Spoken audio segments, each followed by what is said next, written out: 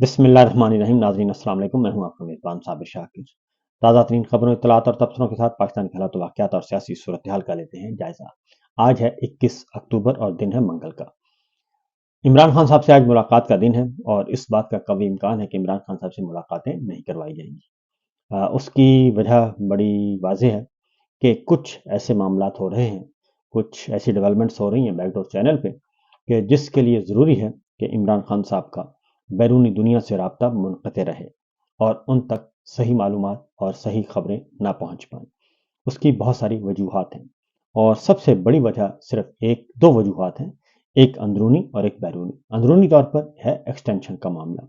Extension फंसी हुई है और एक्सटेंशन कैसे लेनी है, किस तरह से लेनी है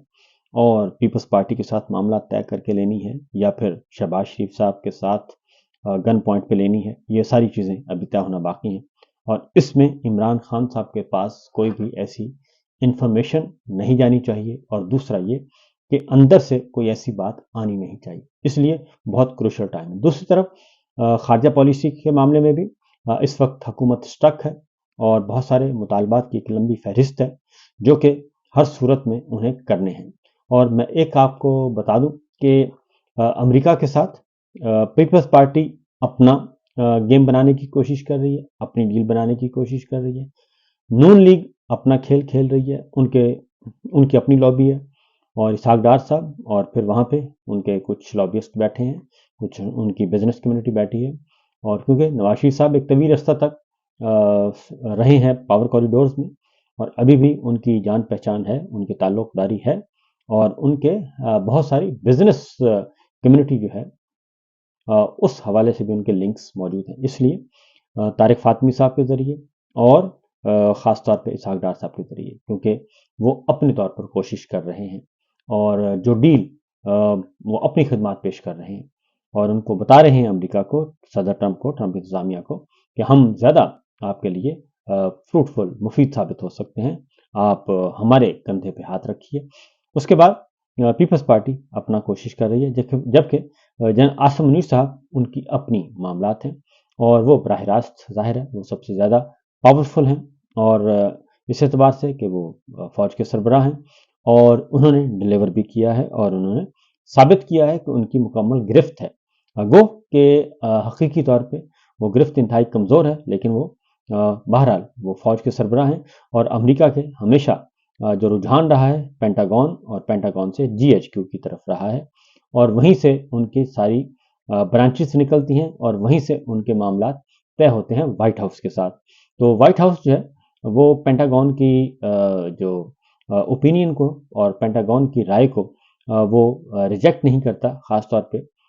जहाँ पे जो जिन जिन मुल्कों के साथ उनके सिक्योरिटी के मामला जुड़े हुए हैं। इसलिए और पाकिस्तान अमेरिका का बहुत पुराना इत्तेहादी है, बहुत पुराना, और अमेरिका ने जहाँ भी कहा हमारे जनरल साहिबान को, अमेरिका ने जो कहा अमेरिका की तरफ से, तो हमारे जनरल साहिबान ने, हमारी फौजी क़यादत ने वो किया और कभी भी इनकार नहीं किया। हाँ, छोटे मोटे मामलात में इनकार वगैरह हो जाता है, लेकिन मार भी खाई और इनकार भी नहीं किया। ये सब कुछ होता रहा है, तो इसलिए इमरान खान साहब पे मुलाकातों पर पाबंदी है। दूसरा ये कि कुछ चीज़ें, सारी चीज़ें स्टक हुई हैं। मैं आपको ये बता दूं कि रुकी हुई हैं और आगे नहीं बढ़ रही, पॉज आया हुआ है। एक और डेवलपमेंट हुई कि पहले तो इमरान खान साहब का तोशाखाना का केस जो है वो 29 अक्टूबर तक मौखर कर दिया गया और हालांकि उसकी 6-8 घंटे तक हेयरिंग हो रही थी और बहुत बर्क रफ्तारी के साथ स्पीडी ट्रायल हो रहा था और उसमें आइन कानून सब जो है वो पामाल किया जा रहा था, लेकिन फिर अचानक वो ट्रायल रोक दिया गया और समात रोक दी गई, जबकि वो तकरीबन मुकम्मल हो चुकी है। चंद घंटे की समात है और उसमें वो फैसला सुना सकते हैं। इमरान खान साहब का तोशाखाना भी रोक दिया गया और फिर अलकादर ट्रस्ट केस में उनकी दरखास्त जमानत थी, बुशरा बीबी की भी और उनकी भी, वो भी रोक दी गई। तो ये सब कुछ एक बिला सबब नहीं हो रहा, बल्कि एक बाकायदा तौर पे किसी ना किसी जगह पे, खास तौर पे जाहिर है GHQ में जनरल साहब के सामने कोई ना कोई रोड मैप पड़ा है और उसके अकॉर्डिंगली वो चल रहे हैं और उसके अकॉर्डिंगली मिलिट्री स्टैब्लिशमेंट जो है वो अपने मोहरे सेट कर रही है और शतरंज की चालों को उस तरीके से चल रही है। इसलिए یہ غیر معمولی بات نہیں ہے، بلکہ میرے خیال میں میرے اندازے کے مطابق تو یہ معمول کی بات ہے۔ اور ہاں، کچھ نہ کچھ پراسرار سرگرمیاں ہو رہی ہیں، کیونکہ بڑا ایسا ایشو ہے۔ اور دوسرا سب سے بڑا جو ہے معاملہ وہ ہے اسرائیل کا۔ اسرائیل جو ہے وہ معاملہ جو ہے اسرائیل کو تسلیم کرنے کا، وہ بالکل تلوار کی طرح لٹک رہا ہے سر پہ۔ اور اس میں کوئی یہ تسلیم کرے یا نہ کرے، بہرحال سب سے بڑا مسئلہ اس وقت یہی ہے کہ اسرائیل کو تسلیم کیا جائے۔ اور اس میں آپ پبلک میں کچھ بھی کہتے رہیں، لیکن درون پردہ درون خانہ یہی مسئلہ ہے، کیونکہ ابھی جو معاملہ چل رہا ہے، غزہ میں سیز فائر کروایا گیا تھا، اور وہ سیز فائر جو ہے وہ بالکل امن معاہدہ جسے کہتے ہیں، جس پہ 4 ملکوں نے دستخط بھی کیے، اور اس میں شہباز شریف صاحب نے بوٹ پالش کی انتہا کی اس تقریب میں۔ حالانکہ دستخط کرنے والوں میں شامل نہیں تھے، لیکن اس کے باوجود انہوں نے بوٹ پالش کی انتہا کی۔ تو وہ جو امن معاہدہ ہے وہ بھی لیو لیر ہو گیا ہے، اور وہ 24 گھنٹے بھی اپنی جو ہے وقت برقرار نہ رکھ سکا۔ اور اس کے لیے امریکی نائب صدر جو ہیں وہ، اور پریزیڈنٹ ٹرمپ کے جو داماد ہیں مسٹر کوشنر، وہ پہنچے ہوئے ہیں اسرائیل، اور ساری صورتحال کا جائزہ لے رہے ہیں۔ اور کیونکہ معاملات ہی کچھ ایسے ہیں، پہلے بھی اس بات کا اندازہ تھا کہ یہ بالکل ناپائیدار سی چیز ہے، اور امریکہ اسرائیل کو اور اسرائیل امریکہ کو نہیں چھوڑ سکتا۔ اور وہ ہم سے زیادہ معلومات جو ہیں وہ یورپین کنٹریز کے پاس ہیں، برطانیہ کے پاس ہیں، فرانس کے پاس ہیں، اٹلی کے پاس ہیں، اسپین کے پاس ہیں، ان کے پاس زیادہ معلومات ہیں، اور وہ زیادہ ایگریسو پالیسی کے ساتھ آگے بڑھ رہے ہیں فلسطین کے معاملے میں، غزہ کے معاملے میں، اور اسرائیل کے معاملے میں۔ ہماری تو پالیسی ہے ہی نہیں، ہماری تو پالیسی جو واشنگٹن سرکار، وائٹ ہاؤس سرکار جو کہہ دے گی، جو پینٹاگون سے حکم آ جائے گا، ہماری تو وہی پالیسی ہے۔ اور بلکہ ہم اس سے بڑھ کر کہیں گے کہ نہیں جناب، آپ نے تو یہ صرف 2 کام کہے تھے، یہ ہم 6 کام اور بھی کرنے کے لیے تیار ہیں۔ آپ سے غلطی ہو گئی، ہم تو بہت زیادہ سرو کرنے کے لیے بے چین ہیں، اتاولے ہو رہے ہیں۔ تو لہٰذا یہ چیز چل رہی ہے، اور اس طریقے سے پاکستان بے وقت ہو رہا ہے، اور پاکستان کے عوام بے وقت ہو رہے ہیں۔ تو یہ بھی ایک مسئلہ بڑھ چڑھ کر آگے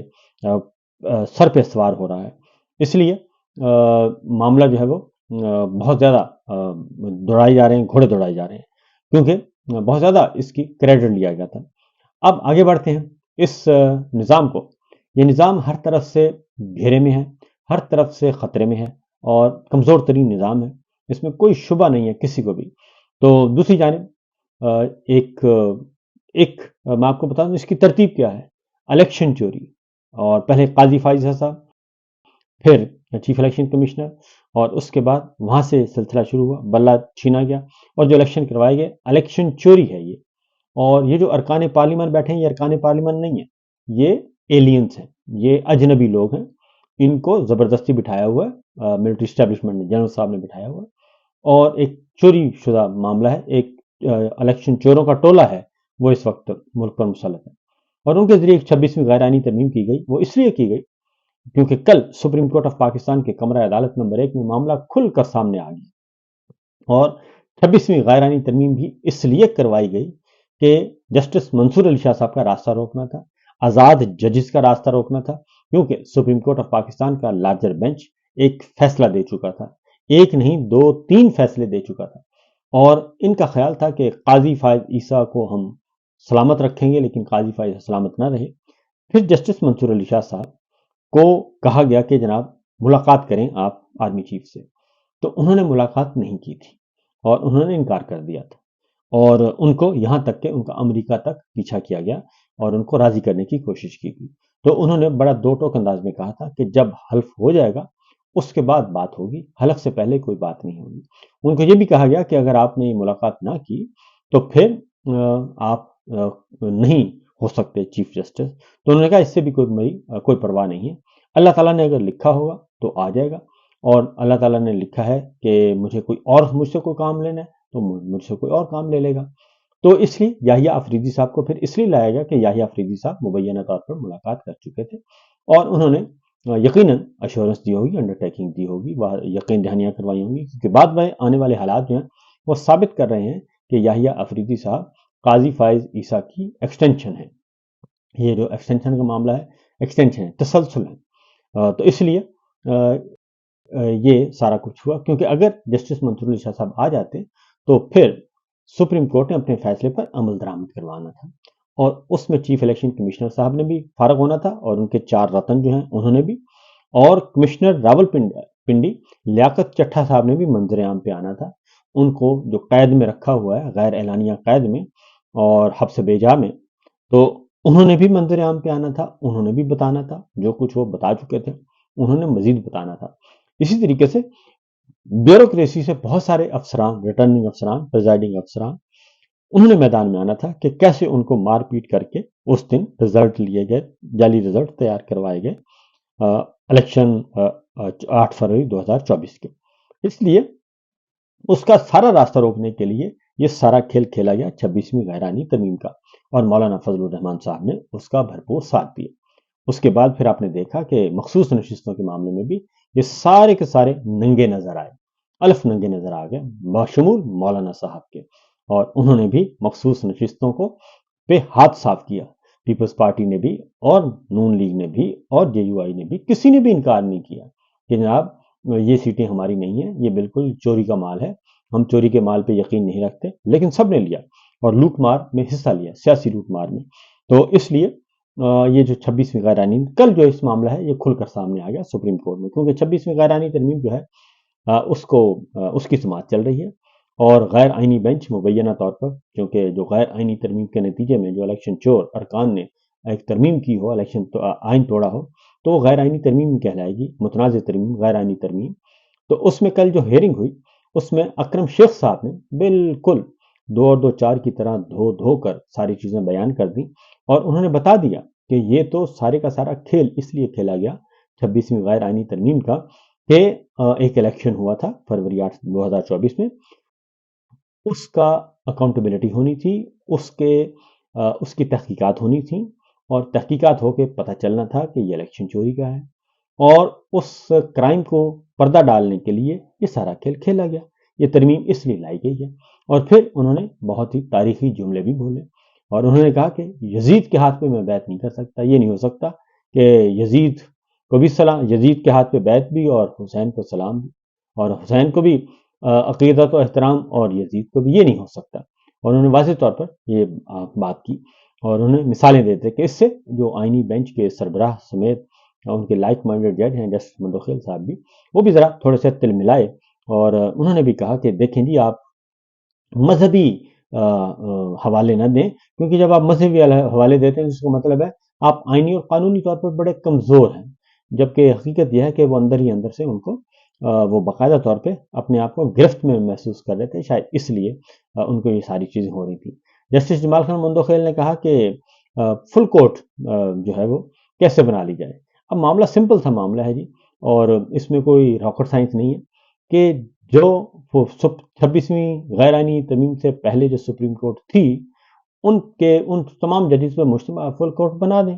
اور فل کورٹ وہ فیصلہ کرے گی کہ وہ آئینی ہے یا نہیں ہے۔ لیکن اس بارے میں کوئی بھی جج صاحب جو ہیں، خاص طور پہ جسٹس جمال خان منڈوخیل اور جسٹس ہمارے امین الدین صاحب، وہی ان کو لے کے آگے بڑھ رہے ہیں، تو وہ اس کو آگے لے جانا نہیں چاہتے، اور حقیقت سے آنکھیں بند کر رہے ہیں۔ دوران سماعت جسٹس امین نے کہا کہ آپ یہ نہ کہیں کہ 26ویں ترمیم متنازع ہے۔ انہوں نے کہا کہ جی کہ سر، میں انگریزی میں یہی کہوں گا کہ انڈر چیلنج ہے۔ آپ کے دائیں بائیں اہل زبان بیٹھے ہیں سر، یہ انگریزی سے اردو کے ترجمے کا معاملہ ہے۔ اور جسٹس جمال نے کہا کہ بس ٹھیک ہے، مان لیا کہ 26ویں آئینی ترمیم متنازع ہے، آگے چلیں۔ جسٹس محمد علی مظہر نے کہا کہ 24 کے 24 جج بیٹھ کر اس مقدمے کو سنیں۔ اس پر اکرم شیخ نے کہا کہ سر، یہ میرا موقف ہے، اگر کسی جج کا کوئی ضمیر خلش کرے یا ملامت ہو تو وہ نہ سنے، میرا تو بس یہ موقف ہے کہ میری عدالت پر کوئی حرف نہ آئے۔ جسٹس نعیم افغان نے کہا کہ آپ نے کہا خواہش ہے کہ 24 جج سنیں، لیکن کوئی قانونی راستہ نہیں دکھایا۔ آپ کی خواہش تو ایسے ہے کہ انوکھا لاڈلا کھیلن کو مانگے چاند۔ تو اس طرح سے یہ ساری باتیں کل کی گئیں، یہ کیونکہ نہ ہی ججز کے پاس کوئی ایسا سالڈ گراؤنڈ ہے اخلاقی، قانونی، آئینی، کہ جس کی بنیاد پہ وہ کہہ سکیں۔ تو قصہ مختصر یہ کہ اس غیر آئینی اور الیکشن چوری کے نظام کو، ناجائز حکومت کو بچانے کے لیے، اس سسٹم کو بچانے کے لیے سر دھڑ کی بازیں لگائی جا رہی ہیں، اور اس میں نقصان ہو رہا ہے مملکت خداداد پاکستان کا، پاکستان کی سلامتی کو نقصان، پاکستان کے مفادات کو نقصان، اور پاکستان کی معیشت، سیاست، معاشرت کو بھی نقصان پہنچ رہا ہے۔ اس لیے یہ ہمارا ایکسٹینشن کا کھیل اور کمزور حکومت اور واشنگٹن کی خوشنودی، یہ بہت ہی ہمیں برباد کر چکی ہے۔ فی الوقت اتنا ہی، اجازت دیجیے، اللہ حافظ۔